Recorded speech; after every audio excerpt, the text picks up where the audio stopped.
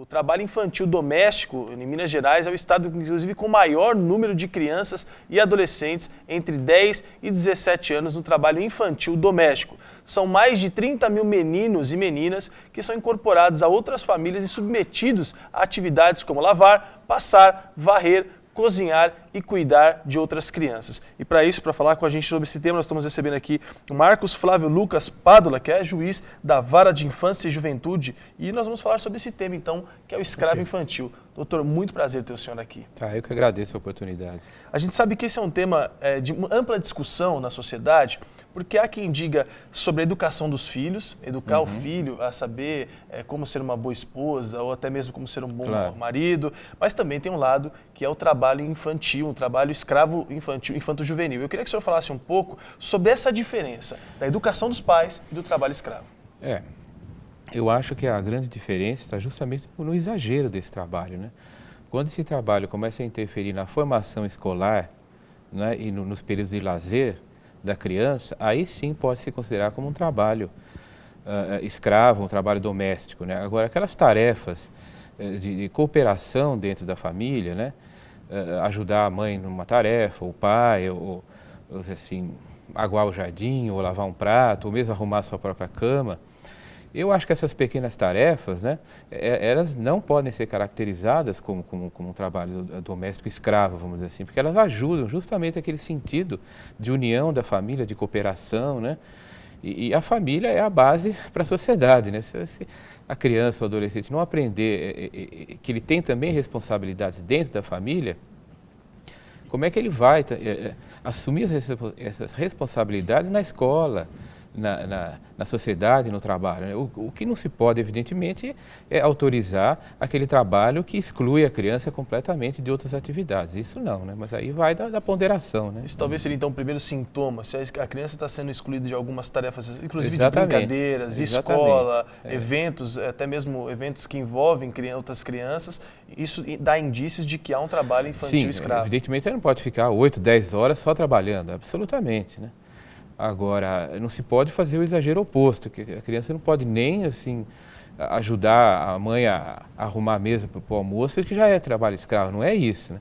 Agora, se estiver impedindo realmente a frequência escolar e os momentos de lazer, de esporte, aí sim pode ser considerado como um trabalho escravo. Existe algum fator, doutor, que faz com que Minas Gerais seja o estado com o maior número de crianças e adolescentes que estão nessa situação do trabalho infantil, ou não? É apenas uma coincidência eu acho que de esse idade? resultado deve ser relativizado, primeiro porque Minas Gerais é o segundo estado mais populoso do país, né? Sim. Segundo porque tem uma grande parte da população na zona rural, que são crianças e adolescentes que ajudam a família naquele sítio, naquela pequena comunidade de produção agrícola, né? E eu acho que esse tipo de trabalho não deveria ser considerado como um trabalho escravo, mas talvez tenha sido também colocado dentro da estatística. Eu acho que isso talvez tenha acarretado esse número aí que se destacou, vamos dizer, em Minas, né? Mas não que a situação aqui seja mais problemática do que outros estados. Eu acho que o trabalho fora de casa, aquele trabalho nas ruas, é muito mais grave do que o trabalho em casa. Na minha prática, na minha experiência aqui, pelo menos na capital, né? Sim, agora, esses dados até que comprovam que Minas Gerais é um dos estados que tem mais trabalho infantil, mostram que como que é caracterizado esse trabalho infantil? São mães que realmente colocam os filhos para trabalhar o dia inteiro ou elas profissionalizam isso? Olha, o meu filho vai trabalhar na casa de uma pessoa, vai cuidar de outra criança ou vai fazer trabalhos domésticos e vai receber um dinheiro por isso? Pelo que eu tomei conhecimento, seria o trabalho doméstico dentro do âmbito da família. Da sua própria casa. Da sua própria casa, né? Claro Mas que o não que o senhor deixa... tem lutado contra é contra o trabalho infantil, de uma maneira geral? De uma maneira geral, e principalmente o trabalho, por exemplo, nas ruas, né?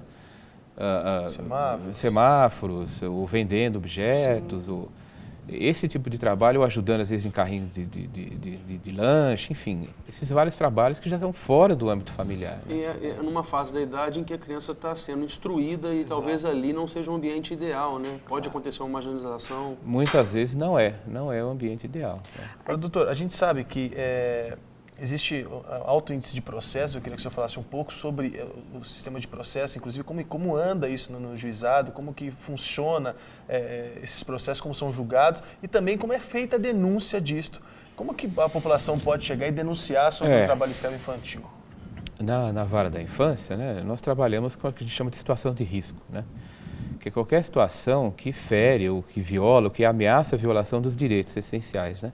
Direito à vida, saúde, lazer, enfim. Existem vários fatores que causam essa violação de direitos, né? Inclusive o trabalho é um deles, o trabalho escravo, né? Qualquer situação de violação deve ser noticiada ou no conselho tutelar do seu bairro, da sua regional, ou diretamente na vara da infância, né? Nós temos uma equipe lá justamente para tentar a apuração desses fatos, né? Na nossa prática, como eu coloquei, às vezes a negligência, a questão da violência, né, o abuso, né, são muito mais comuns do que essa questão do trabalho, vamos dizer assim, né? Agora, isso não impede que qualquer situação que viole o direito seja comunicado para que seja apurado e, se for efetivamente verificado, que seja, então, aplicada uma medida de proteção, que é primeiro uma orientação, né, a essa família. Sim. Agora, em casos extremos, né, quando realmente todas as medidas era isso que eu queria até saber do senhor. Foram esgotadas, aí seria realmente ou a colocação na família substituta, preferencialmente com algum parente, a chamada família extensa, né? Ou se não houver nenhum parente, com terceiros, né, padrinho, madrinha, vizinho, ou na pior das hipóteses é o abrigo, né, o chamado acolhimento institucional, que é a retirada da família para a colocação. Mas isso é a medida extrema, última, né? É tentado tudo antes para se evitar e esse é o trabalho até do senhor, essa tentativa... justamente meu e da equipe de psicólogos, assistentes sociais, comissários e toda a equipe de apoio da assistência social da Prefeitura e do Estado que trabalha assim em conjunto conosco, né? Nesse caso, até o 181 serviria também como denúncia ou não, doutor? Porque a gente sabe que o Disque Denúncia é o 181. Sim, sim, poderia, porque eles depois vão acionar, né? Acionar os órgãos próprios, né? Entendeu? Então, serviria também, inclusive, a população, além do Conselho Tutelar, sim, ou do próprio juizado. Sim. Às vezes a pessoa tem até medo de se locomover em função de uma denúncia anônima, você pode Essas denúncias vão ser encaminhadas para o órgão, possivelmente o próprio conselho mesmo da regional onde mora aquela família, né? Sim. Entendeu? Bom, a gente sabe também, doutor, que é um assunto amplamente discutido porque está muito perto, inclusive o trabalho escravo sempre está muito perto da pedofilia, muito perto de outros temas tão importantes. E eu queria que o senhor falasse um pouco sobre o ECA, a importância do ECA, do Estatuto da Criança e do Adolescente, nesse quesito mesmo do trabalho infantil, o que traz de benefícios o ECA nessa função da família. O Estatuto da Criança e do Adolescente, ele...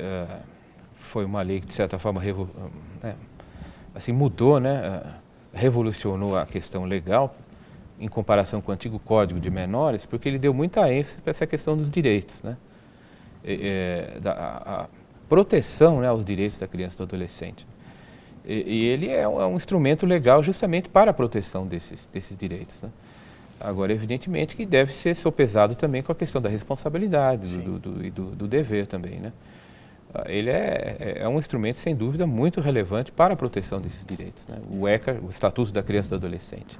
Muito bom. E a gente torce, então, né, e fica uma mensagem do De Tudo Um Pouco, torcendo para que a cada dia a gente tenha menos casos, né, doutor, quanto a essa escravidão de crianças ou até mesmo trabalho infantil forçado. Sobretudo principalmente em semáforos de ruas, que a gente vê tanto. A participação da comunidade, da população, justamente noticiando, né, denunciando, né, para que esse tipo de situação possa ser cada vez mais limitado e solucionado. Justamente isso que eu queria pedir, até para reforçar a questão da denúncia, em quais casos a pessoa deve denunciar, aonde ela deve fazer isso e como, se tiver algum contato para deixar. A Vara da Infância e da Juventude fica no Olegário Maciel 600, no centro, né? Nós temos vários postos também, na estação rodoviária, no aeroporto, no Shopping Pátio Savassi, né?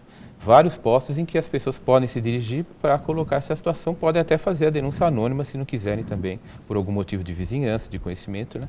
Mas é importante que a população realmente faça esse tipo de comunicação para que a gente possa saber da situação e tentar resolver, né? O doutor Marcos está aqui representando a justiça, né? Do nosso país, e a Bíblia, inclusive, nos ensina que nós devemos estar sujeitos, submissos mesmo à justiça do nosso país. E aqui, no De Tudo Um Pouco e na Rede Super, a gente prega, na verdade, que a justiça de Deus existe e é importante que ela seja aplicada também como a guia principal das nossas vidas, né? A gente precisa se pautar na justiça de Deus. E realmente, uma criança, ela é uma fase de aprendizado, é uma fase que ela precisa de atenção dos seus pais, dos seus professores, dos seus amigos, da família em geral, que as pessoas abracem a criança. E a gente é contra a violência infantil, a gente é contra a pedofilia, a gente é contra o trabalho escravo e também esse trabalho infantil precoce. Criança tem que estudar, criança tem que ir para a rua para poder brincar, criança tem que jogar videogame, tem que ir para a escola dominical aos domingos para poder aprender sobre a palavra de Deus. Criança saudável tem que viver assim. Tem que brincar, né? Até para a gente finalizar esse assunto e até mesmo concluir tudo que o Felipe falou de uma maneira muito brilhante, um adulto nunca pode pegar e tirar uma criança da rua por causa de maus tratos, né, doutor? Porque acontece o seguinte, a gente passa pelos semáforos e vê algumas crianças às vezes chorando, às vezes pedindo dinheiro, você sabe que ela está ali obrigada. Assim, para o sistema de segurança, ela não pode colocar aquela criança no seu carro e também levar para algum lugar. Não, a denúncia tem que ser feita por telefone a um órgão da polícia. Não é recomendável que faça isso, né? Até, pode ser depois até considerado um sequestro, né? Sim. Mas ela deve comunicar imediatamente aos órgãos, até mesmo a polícia militar, se for o caso, né? Numa situação de emergência, né? Sim.